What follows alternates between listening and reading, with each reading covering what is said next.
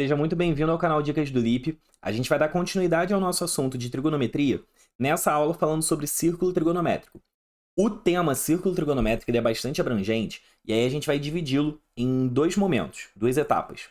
Na primeira etapa eu vou definir o círculo trigonométrico, falar como é que você lê esse bonito e já estruturar a maior utilização dele, que é a redução ao primeiro quadrante. A gente não vai falar a forma mais geral possível, a gente vai falar a forma principal, que é a que mais vai aparecer nos concursos militares, beleza? Num segundo momento, então num segundo vídeo sobre o círculo trigonométrico, aí a gente vai trabalhar com equações e inequações simples, as quais a gente usa o círculo trigonométrico para conseguir resolver, beleza? Vamos lá então. A título de círculo trigonométrico, a gente vai ter o seguinte. Uma bola, essa bola é hipoteticamente de raio 1, é considerada de raio 1, vai ter um eixo horizontal e um eixo vertical. Isso aqui, ó, bobeirinha, tá? Bobeirinha. Mas, para você não esquecer qual é o eixo dos cossenos e qual é o eixo dos senos, cosseno tá com sono, seno tá sem sono. Quem tá com sono, fica deitado. Quem tá sem sono, fica em pé. Diretão, limpo, jogo limpo aqui, beleza? Mas é importante você não confundir, né? Quem é quem. Então, essa é uma forma bobinha para você identificar qual é o seno e qual é o cosseno. Beleza.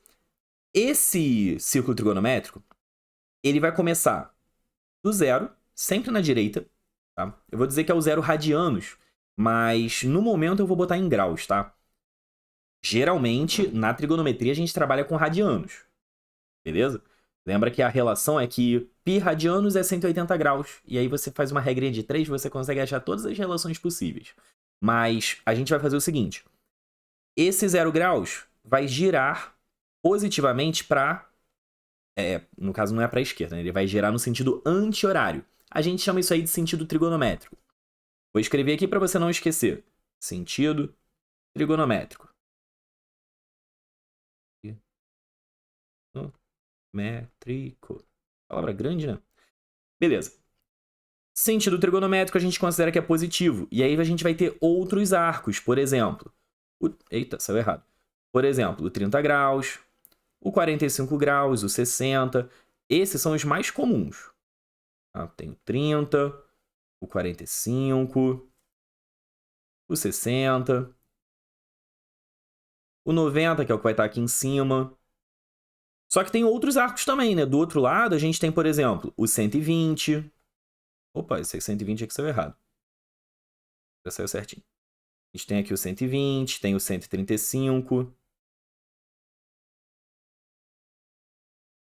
Tem o 150, tá? E vai embora. Esse aqui é o 135. E o de baixo é o 150, beleza. Tá? Perceba que esse eixo cosseno e esse eixo seno, eles estão dividindo a bola em 4 pedaços, certo? Esses 4 pedaços a gente chama de quadrantes, só para você se situar. É a mesma coisa lá do plano cartesiano. Os eixos x e y, x e y, também está dividindo o plano cartesiano em 4 partes, a gente usa a mesma nomenclatura, beleza? Só que aqui, perceba que eu estou focado nos ângulos, nos arcos propriamente ditos. Então, a gente vai dizer que primeiro quadrante é quando o meu arco estiver entre 0 e 90, o arco eu vou usar θ, beleza? Vai ter vezes que eu vou usar x, vai ter vezes que eu vou usar θ, é só uma questão de nomenclatura, tá? Então, vai ser entre 0 e 90. O segundo quadrante, eu não gostei dessa cor, vou trocar. Vou botar amarelo.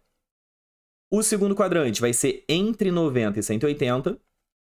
O terceiro entre 180 e esse aqui de baixo, que é o 270. E o quarto quadrante entre 270 e 360. Vai ficar assim, então. Escrever o que eu acabei de citar, só para a gente ter escrito no nosso quadro. Maneiro? Opa. E agora aqui, 270 até 360. Isso até completar uma volta. Perceba que o 360 seria eu ter dado uma volta completa e aí eu caio no mesmo lugar. Esse mesmo ponto que eu chamei de 0, eu vou chamar também de 360. A gente vai dar um nome para esses arcos daqui a pouquinho. Vão ser arcos côngruos, mas a gente vai nomear isso melhor já já, ok? No momento eu quero que você visualize que a gente sabe quem é o eixo dos senos, quem é o eixo dos cossenos, e cada quadrante a gente tem uma referência do valor do ângulo. Pelo menos entre que valores aquele ângulo estará. Maneiro. Agora eu quero pegar um arco específico. Eu quero conseguir ler o círculo trigonométrico. Como assim ler o círculo trigonométrico? Foi o que eu acabei de falar.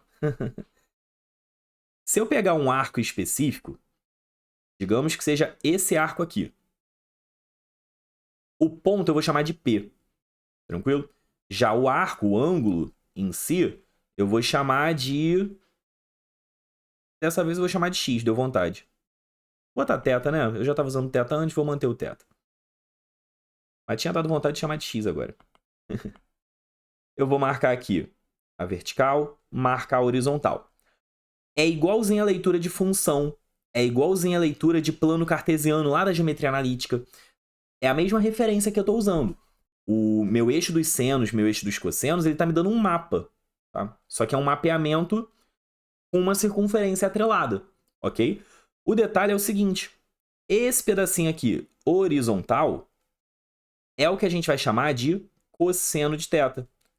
Já o pedacinho vertical é o que a gente vai chamar de seno de θ. Nesse momento, né, para o primeiro quadrante, os dois valores são positivos. Tanto seno de θ quanto cosseno de θ são positivos. E como que eu sei disso? Porque eu estou no sentido positivo dos dois. Maneiro? Então, por exemplo, se eu marcasse um valor aqui, essa parte que a gente pegaria, ela iria para um valor negativo. Ia ser menos alguma coisa. Tá bem? Por que seria menos alguma coisa? Porque foi para o sentido negativo. Só isso. Então, peraí. Usando essa referência de sentido positivo, sentido negativo, sem ter muita dor de cabeça, você consegue avaliar sinal do seno, sinal do cosseno. Eu não falei ainda onde é que está o eixo das tangentes. A gente chega lá daqui a pouco. Repara só. Primeiro quadrante. Eu só quero falar de seno e cosseno por enquanto. Até daria para falar da tangente também, né? Porque tangente é seno sobre cosseno. Mesmo não sabendo onde é que está o eixo das tangentes, eu vou usar essa referência de seno sobre cosseno para falar da tangente também. Beleza? Se eu estou no primeiro quadrante, o seno foi para o lado positivo, então é positivo. O cosseno, idem. Se o seno e o cosseno são positivos, na hora que divide, mais sobre mais vai dar mais. Segundo quadrante, como é que funciona? Pensa um pouco aí. O seno está indo para cima. O cosseno está indo para a esquerda, porque eu estou com um ponto desse lado, é segundo quadrante que eu estou olhando. Então, se o seno está indo para cima, o cosseno para a esquerda, o seno é positivo, o cosseno é negativo. Mais sobre menos é menos. Show de bola? Terceiro quadrante. Percebe que é esquerda e baixo? Eu tive que ir para a esquerda, no eixo dos cossenos, ir para baixo, no eixo dos senos, para chegar nesse ponto aqui, né? Para chegar nesse ponto. Ou qualquer outro do terceiro quadrante. Então, a gente teria seno e cosseno negativos, menos sobre menos, a tangente seria positiva. Para poder fechar, faz rapidão. O seno foi para baixo, então é menos. O cosseno foi para a direita, é mais. Tangente é a divisão, vai ser menos. O que eu quero que você entenda nesse momento é que não foi necessário gravar nada. Isso aqui não é uma tabela para você gravar. É só uma referência.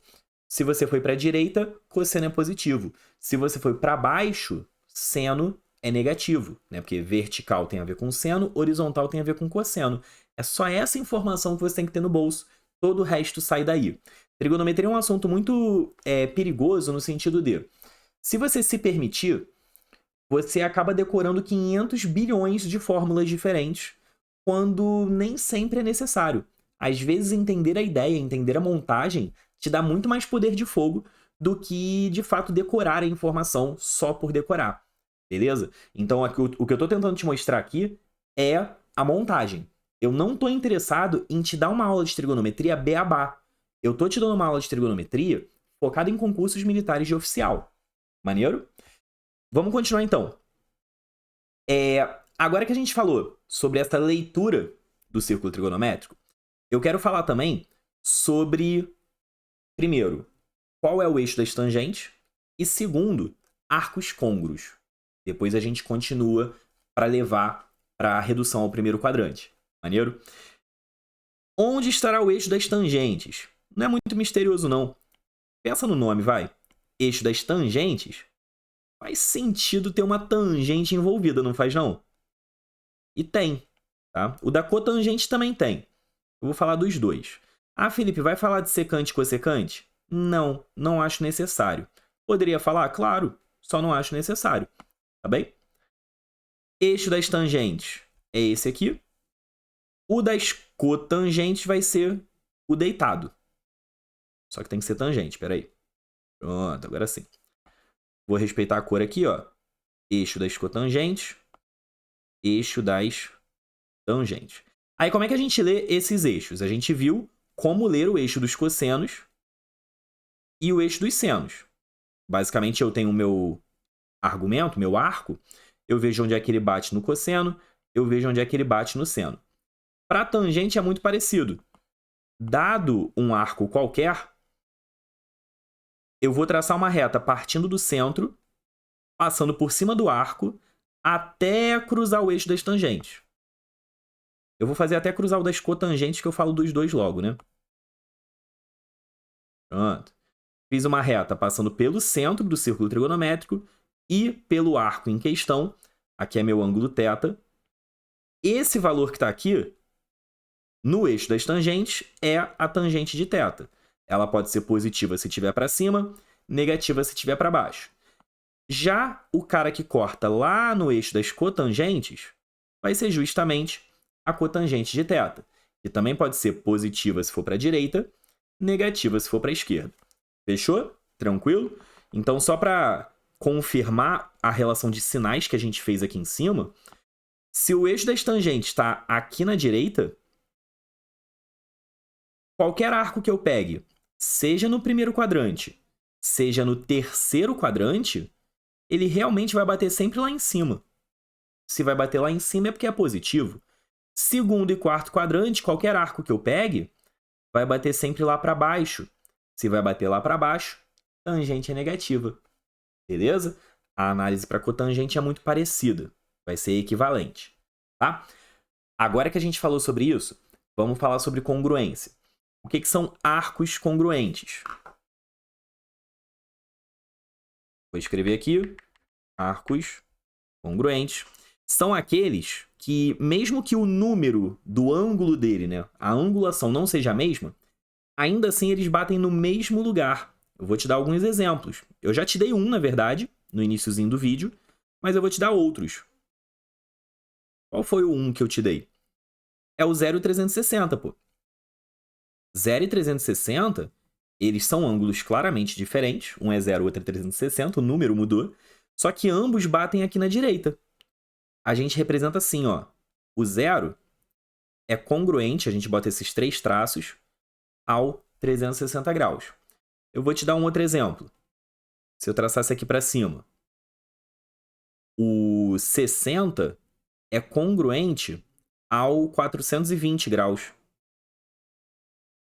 Vou falar um outro. Aqui de baixo, eu vou usar o 300. O 300 ele é congruente ao 660. Ele também seria congruente ao menos 60.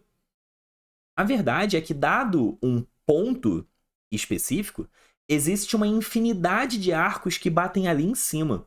E a relação entre eles vai ser essa aqui, ó. Alfa, um arco alfa qualquer, ele vai ser congruente a um arco beta se e somente se satisfizerem a seguinte igualdade. Agora vai ser um igual mesmo, não vai ser equivalente, não. Alfa é beta mais 2kπ. Felipe, o que significa 2kπ? Sabendo que esse k tem que ser um número inteiro. 2kπ é um número inteiro de voltas. Eu estou dizendo que de um para o outro, eu ando k voltas completas. Se de um arco para o outro, eu ando um número completo de voltas, necessariamente completo, então eu estou dizendo que eles são côngruos. Beleza?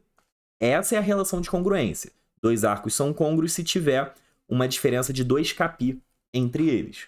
Por exemplo, 360 com 0, 1080 com 0, 720 com 360, com 0 também, e por aí vai. Dá para brincar bastante com esse negócio aí da congruência. O que é importante sobre congruência? Seno não muda, cosseno não muda, tangente não muda.